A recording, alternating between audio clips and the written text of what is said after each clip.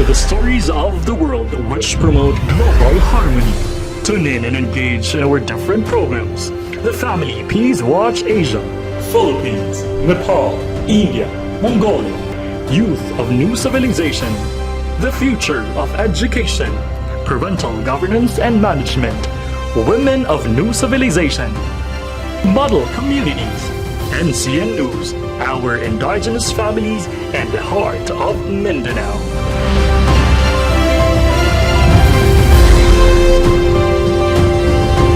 Join us in witnessing a new era of peace, coexistence, co-prosperity, and co-righteousness.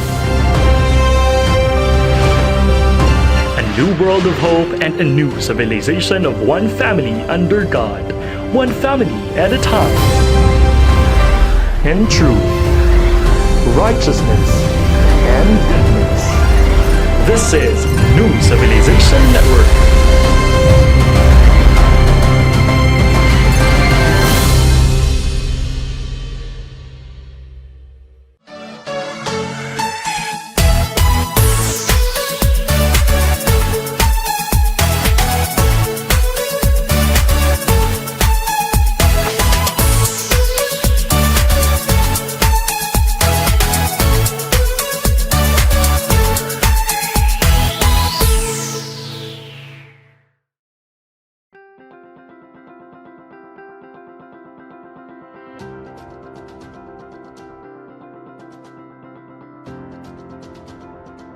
Hi everybody! So, andito kami ngayon sa South Triangle, Quezon City, and we are going to meet the SK chairman ng South Triangle, and we are excited to know more about him and learn yung mga programs and projects niya for the youth ng South Triangle, Quezon City. So, join us and watch out for more exciting stories with the SK chairman here at South Triangle, Quezon City. See you later!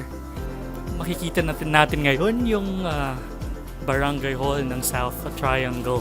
Hi Brian, Ryan is with me. And of course Kuya Arman who linked us with the SK chairperson. So, let's see. What are we going to do here? And what are we going to get some information? Hello po, good afternoon. So, yeah, we have different programs, and one of the programs is basically the Youth of the New Civilization. We coined it New Civilization because actually we are in a new era. We are entering a new era, like, you know, becoming, the world is becoming so small, and we are becoming a small village of one family, you know, with one God. Yeah, so, especially with the existence of social media today, parang ang lapit natin sa isa't isa. Diba? Even sa mga nangyari sa China, sa Ukraine, we are very aware, we are very oriented of what's going on there because of social media. So now, yung concern natin is, since we are getting smaller and smaller, how are we going to build that kind of connection with one another, regardless of our race, regardless of our origin, regardless of our culture, right? Kasi at the end of the day, we are one, diba? In the eyes of our Lord, and we are one in our faith. Okay? So that's why NCN is here, not to promote bias, not to promote conflict, but to really uplift or uphold the values, the peace and true love in accordance to the principles of truth, righteousness, and goodness. So that's our tagline, actually our motto that we promote sa New Civilization. So that's it. So sabi ko nga kanina, one of the programs is the so-called the Youth of the New Civilization. So, Kuya Arman was able to know you, that you have been contributing a lot here in Barangay South Triangle, correct? Nabuhat Yeah, daghan Bisaya, no? You know, sir, you can express yourself in Tagalog or in English. Okay. Ako, I'm more comfortable in English kasi from Bisaya. Oo, from Mindanao. And then, pag magtatagalog ako, medyo mas madaling mag-English sa inyo. Ako. So, yan. So, anyway, the Youth of the New Civilization, as what I've mentioned earlier, tarang it will cater lang stories of the youth, especially the youth leaders who have been doing such great accomplishments in their respective community. Especially dito sa Quezon City that I've heard you've been doing a lot for the youth here, sir. But before that, sir, of course, I just want to know more about you. Gusto din namin makilala kung sino nga ba talaga ang SK, chairman ng South Triangle, sir. Where you came from and who influenced you to do this kind of thing today? Actually, I was elected May 2018 and I assumed office July 1 on the same year. I am a son of a teacher, also a solo parent. Before kasi yung history ng SK dito sa amin medyo not good eh. I will not mention na lang. So yung fellow youth ko encouraged me to run para to introduce change, yan, to give more projects, programs that will cater the needs of my fellow youth.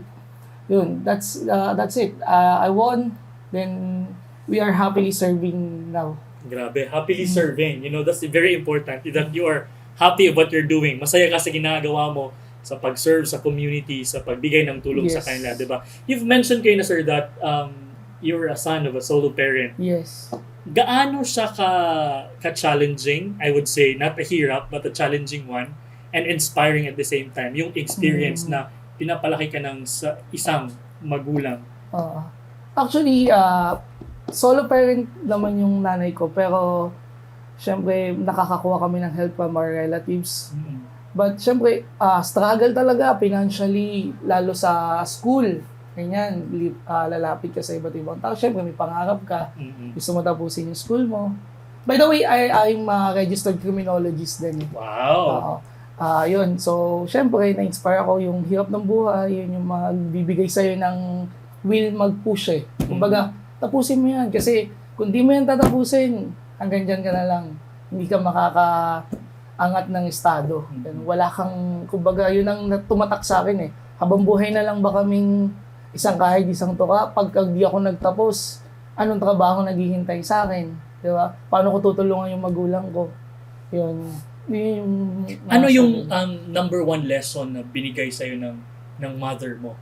Yung binigay ng nanay ko is, talagang laging bukang bibig ng nanay ko, mag-aral ako. Yun lang.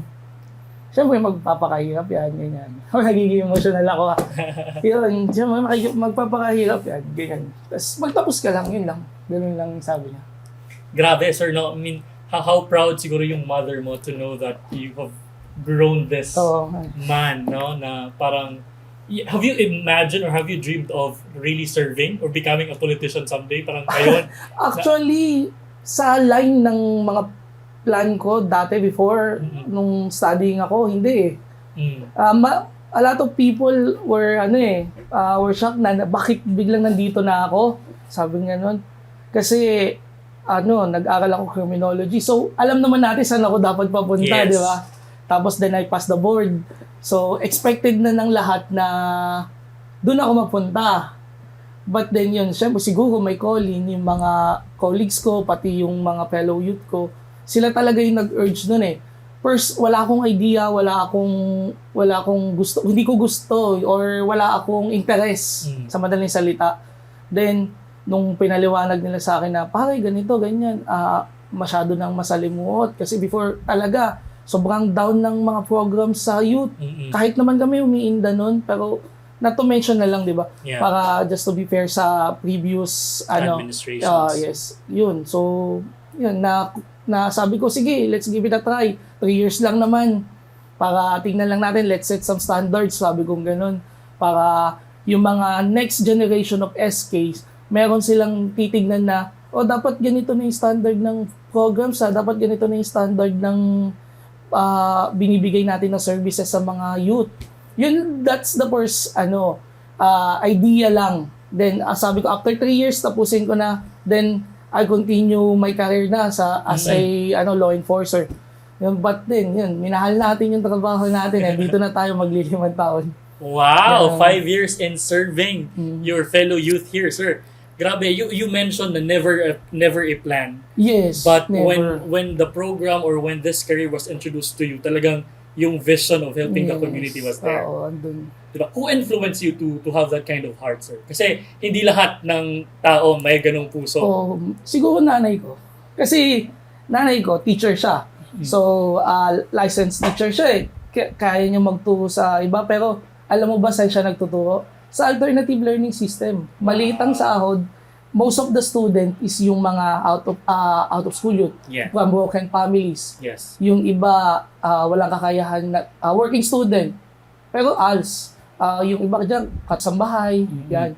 Pero, di ba, kung iisipin niya yung financial stability ng pamilya namin, pwede siyang mag-work sa ibang pamamaraan, di ba? Pero sabi, mahal niya yun eh. Yeah. Yun ang parang feeling ko na, iba nga yung bigay sa'yo. Walang pera, pero iba yung nakakatulong. Because of the influence of your mother. Nanay ko.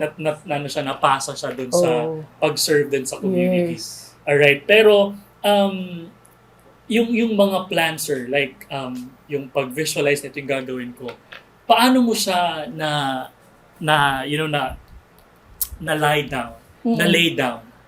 Very important sa planning is yung consultation sa fellow youth mo. Kasi you are a leader, you should be a listener also. Hindi pwede kasi na, alam ko to eh. Kasi ako yung leader, ako yung naka-elect eh. Alam ko na to, ako na bahala dito.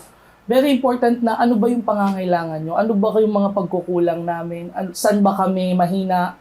Saan ba kami nasusobrahan? Ano ba yung hiling ninyo? Di ba? Yun yung importante. Twice a year, nagko-conduct kami ng Katipunan ng Kabataan Assembly. Actually, sa January 21, meron ulit kami. We will be here to cover that.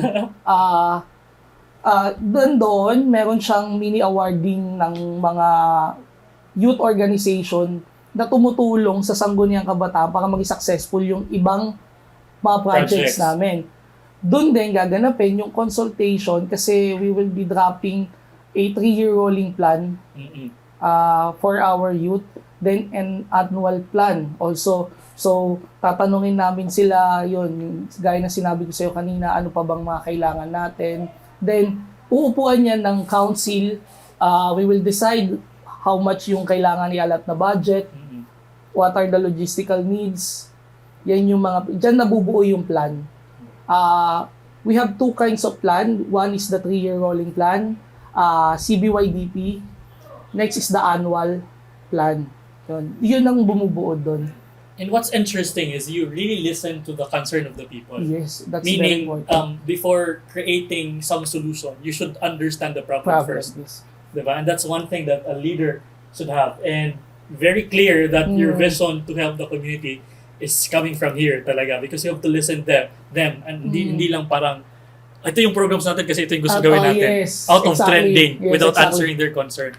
But out of the many programs you have implemented here, sir, ano yung for you can really say that I've done something great in my community na hindi mo malilimutan because significant siya in this community? May madami pero sige bigyan ko ng isa. Ito yung livelihood program.